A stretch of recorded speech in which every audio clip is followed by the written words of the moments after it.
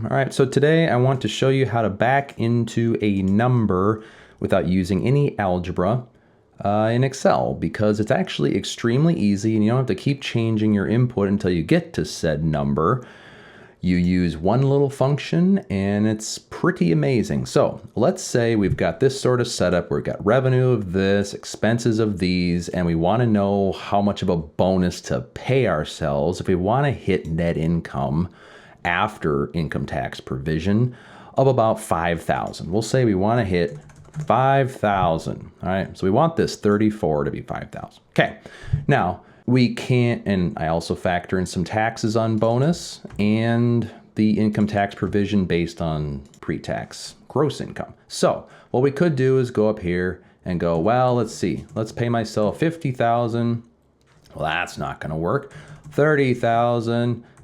Close, but I want exactly 5,000. Let's try 35,000 for my, oh, not quite. Okay, I'm getting tired of this and I'm not very good at algebra. So here is what you do.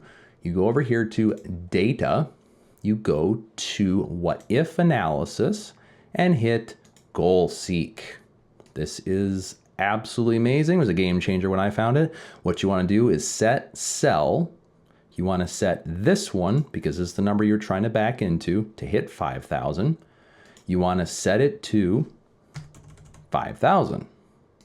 By changing, now this is the cell we're using to try and back into the number, which is this one, and you hit OK. Oh my gosh, it just figured it out for us, which is great. Hit OK. And this is the bonus I would pay myself if I wanted to hit exactly 5,000 net income. And you're done. It really is that easy. So yeah, that about wraps it up for today. Please like and subscribe. I'm planning to do future videos like this for all of us accountants and business owners out there who are just trying to crunch the numbers and make things happen. Talk to you again soon. Bye.